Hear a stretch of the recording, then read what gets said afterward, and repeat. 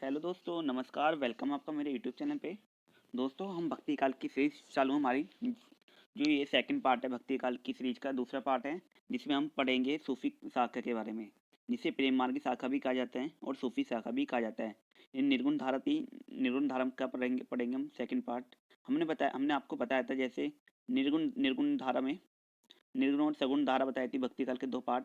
अब हम निर्गुण धारा की हमने ज्ञान मार्ग की शाखा हमने पढ़ ली थी, ज्ञान मार्गी, जिसे संत काव्य भी कहा जाता है। ठीक है, अब हम पढ़ेंगे निर्गुण धारा की दूसरी शाखा प्रेम मार्गी या सूफी। ठीक है, सूफी काव्य, जिसे सूफी काव्य भी कहा जाता है। ठीक है दोस्तों, अब हम इसकी शुरुआत करेंगे। तो दोस्तों, शुरुआत करते हैं। अगर आपने हमारी इससे पहले वाली वीडियो नहीं देखी तो सबसे पहले उसे देखिए, क्योंकि अगर आप सीरीज वाइज सीरीज चलेंगे तो आप अच्छे से पढ़ पाएंगे। तो स्टार्ट करते हैं दोस्तों। हम शुरुआत करने जा रहे हैं निर्गुण धारा प्रेम मार्गी या सूफी शाखा की। ठीक है, अब हम बात करने जा रहे हैं कि भारत में सूफी धर्म का प्रचार प्रसार है जो कब हुआ। यह सूफी का प्रचार प्रसार 12वीं शताब्दी में माने जाते हैं, ख्वाजा मोइनुद्दीन चिश्ती ने किया था। 12वीं शताब्दी में सूफी धारक शाखा का प्रचार प्रसार, सूफी धर्म का मतलब प्रचार प्रसार 12वीं शताब्दी में ख्वाजा मोइनुद्दीन चिश्ती ने किया था। ठीक है दोस्तों, ख्वाजा मोइनुद्दीन चिश्ती ने करा था इसका प्रचार प्रसार। अब हम देख रहे थे कि प्रमुख सूफी संप्रदाय की संक्षिप्त रूपरेखा, कि जो सूफी संप्रदाय के अलग अलग संप्रदाय हैं। ठीक है, सूफी संप्रदाय में अगर हम ठीक है दोस्तों, ये पढ़ेंगे हम, और इसके संप्रदाय आदि प्रवर्तक और भारत में इनके प्रवर्तक कौन रहे हैं और इनका समय भी काल भी पढ़ेंगे। तो हम चिश्ती संप्रदाय के देखते हैं। हम चिश्ती संप्रदाय हैं, इसके आदि प्रवर्तक कौन माने जाते हैं? आबू अब्दुल्ला चिश्ती इसके आदि प्रवर्तक माने जाते हैं। और भारत में प्रवर्तक कौन है इसके? मोइनुद्दीन चिश्ती हैं। मोइनुद्दीन चिश्ती का समय काल 12वीं शताब्दी के उत्तरार्ध का माना जाता है। ठीक है, 12वीं शताब्दी के उत्तरार्ध का माना जाता है। और अब हम दूसरा संप्रदाय देखते हैं, सूरावर्दी संप्रदाय के आदि प्रवर्तक है नहीं, इसके भारत में प्रवर्तक हैं जलालुद्दीन सुर्खपोश हैं, और इनका समय काल 13वीं शताब्दी के पूर्वार्ध माना जाता है। अब हम तीसरा संप्रदाय देखते हैं सूफी संप्रदाय में, कादरी संप्रदाय के आदि प्रवर्तक माने जाते हैं अब्दुल कादिर जिलानी। ठीक है, अब्दुल कादिर जिलानी। और इसके भारत में प्रवर्तक है बंदगी मोहम्मद गोस है इसके भारत में प्रवर्तक, और इसका समय काल है 15वीं शताब्दी में। और नक्शबंदी संप्रदाय चौथा संप्रदाय है, जो वहाँ वहाँ अल अल-दीन नक्शबंदी इसके आदि प्रवर्तक हैं, और इसके भारत में प्रवर्तक है मोहम्मद बाकी गिल्ला बेरंग। कौन है? मोहम्मद बाकी गिल्ला बेरंग है, और 16वीं शताब्दी के उत्तरार्ध में माने जाते हैं। अब बात करते हैं हम सूफी। इसे सूफी नाम कहाँ से पड़ा, ये हमने देखा। ठीक है, और अब हम देखेंगे कि ये सूफी के अलग अलग अर्थ हैं, उसके बारे में देखेंगे। सूफी दर्शन को तसव्वुफ कहते हैं। क्या कहते हैं? तसव्वुफ कहते हैं। और सूफी शब्द की उत्पत्ति के संबंध में अलग अलग मत है। ठीक है, जैसे कि सूफी शब्द का अर्थ ऊन भी होता है। जैसे जैसे सूफ का अर्थ क्या होता है? ऊन भी होता है। ऊन हम देखते हैं। और सफ का अर्थ क्या होता है? पंक्ति होता है। सफ होता है पंक्ति।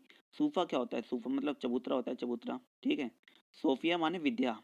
सोफिया का अर्थ भी देखते हैं, विद्या होती है। सफा सफा क्या होता है? पवित्र या निर्मल। ठीक है, हमने अलग अलग सूफी के शब्द देखे और इनके अर्थ भी देखे। तो और आगे बात करते हैं हम। सूफी और प्रेम मार्गी के प्रथम कवि और प्रश्नोत्तर निम्न है, कि कौन जो जो मेन कवि है उनके बारे में देखेंगे, कि जो महान कवियों ने किन्हें अपना पहला कवि माना है। ठीक है, इसके बारे में देखेंगे हम। सूफी काव्य या प्रेम मार्ग की शाखा के प्रथम कवि किसे माना है विद्वानों ने? सबसे पहला गणपति चंद्र गणपति चंद्र जिसकी रचना हंसावली है। और रचनाकार कौन है इनके? असायत हैं। ठीक है, असायत है इनकी रचनाकार, असायत या कवि भी कह सकते हैं। और रामकुमार वर्मा ने जिन्होंने चंदायन लिखी है, मुल्ला दाऊद को माना है। मुल्ला दाऊद ने चंदायन लिखी है। ठीक है, चंदायन किसने लिखी है? मुल्ला दाऊद ने। और हजारी प्रसाद द्विवेदी ने किसको माना है? ईश्वर दास को। हजारी प्रसाद द्विवेदी ने ईश्वर दास को माना है, जिन्होंने सत्यवती कथा लिखी है 1501 में। और अब शुक्ल की बात कर लेते हैं। रामचंद्र शुक्ल ने कुतुबन को सूफी काव्य का प्रथम कवि माना है, और इन्होंने क्या लिखा है? मृगावती लिखी है 1501 में। याद याद रखना दोस्तों, मृगावती लिखी है इन्होंने 1501 में। और रामचंद्र शुक्ल ने कुतुबन को माना है अपने सूफी काव्य का प्रथम कवि। अब देखते हैं असायत कृत हंसावली का रचना स्रोत विक्रम वेताल की कथा है।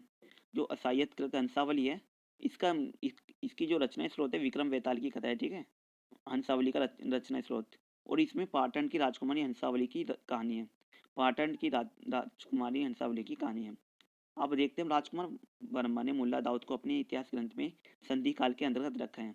जो राम कुमार वर्मा ने मुल्ला दाऊद को कहाँ पर रखा है, अपने इतिहास ग्रंथ में संधि काल के अंतर्गत रखा है, संधि काल में रखा है इन्होंने। और डॉक्टर माता प्रसाद गुप्त ने चंदायन को लोर कहा या लोर कथा के नाम से अभिहित किया। और डॉक्टर माता प्रसाद ने क्या कहा है, डॉक्टर माता प्रसाद गुप्त ने चंदायन को लोर कहा या लोर कथा के नाम से बताया है। अब देखते हैं हम सूफी काव्य के जो महत्वपूर्ण महत्वपूर्ण कवि है उनके बारे में देखेंगे, और उनकी रचना के बारे में देखेंगे, और उनकी प्रयुक्त छंद कौन से छंद का प्रयोग किया है उन्होंने, और उनका समय काल देखेंगे कब लिखा है इन्होंने। अब हम देखते हैं सबसे पहले हम देखते हैं हंसावली। जो हंसावली है ये 1317 में लिखी गई। किसने लिखी है, ये असायत ने लिखी है, और ये राजस्थानी भाषा में लिखी गई है, और इसमें दोहा और चौपाई का इस्तेमाल किया गया है, ठीक है। हंसावली किसने लिखी है, असायत ने लिखी है राजस्थानी भाषा में 1370 ईसा पूर्वी में, और इसमें चौपाई और दोहा और चौपाई का प्रयोग किया गया है। अब चंदायन किसने लिखी है, चंदायन दोस्तों मुल्ला दाऊद ने लिखी है। चंदायन किसने लिखी है, मुल्ला दाऊद ने लिखी है, और ये अवधी भाषा में लिखी गई है। ये 1389 में लिखी गई है, ठीक है, और इसमें भी दोहा चौपाई का प्रयोग किया गया है।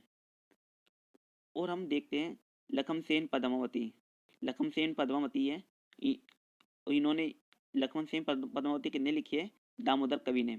लखमसेन पद्मावती अलग है दोस्तों, और पद्मावत अलग है, जो मलिक मोहम्मद जायसी के अलग है, और ये लखमसेन पद्मावती अलग है, और ये लिखी है दामोदर कवि ने, और ये राजस्थानी भाषा में लिखी गई है, और इसमें चौपाई दोहा और चौपाई भी इस्तेमाल हुआ है, ठीक है। 1459 में लिखी गई है। और कथा कथा का प्रयुक्त छंद है सोरठा। और सत्यवती कथा तो आपको पता ही होगा किसने लिखी है, ये ईश्वरदास ने लिखी है। सत्यवती कथा ईश्वरदास ने लिखी है, और ये अवधी भाषा में लिखी गई है। इसमें भी दोहा चौपाई का इस्तेमाल किया गया है, 1501 में लिखी गई है।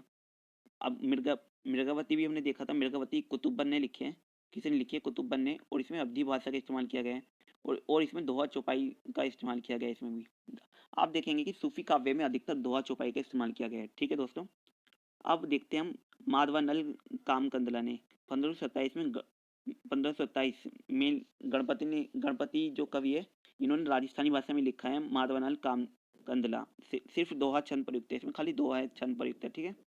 अब हम देखते हैं पद्मावत। जो ये दोस्तों इसे याद रखना, पद्मावत 1540 में लिखी गई है, जायसी ने लिखी है, और ये अवधी भाषा में दोहा और चौपाई में लिखी छंद है, ठीक है इनका।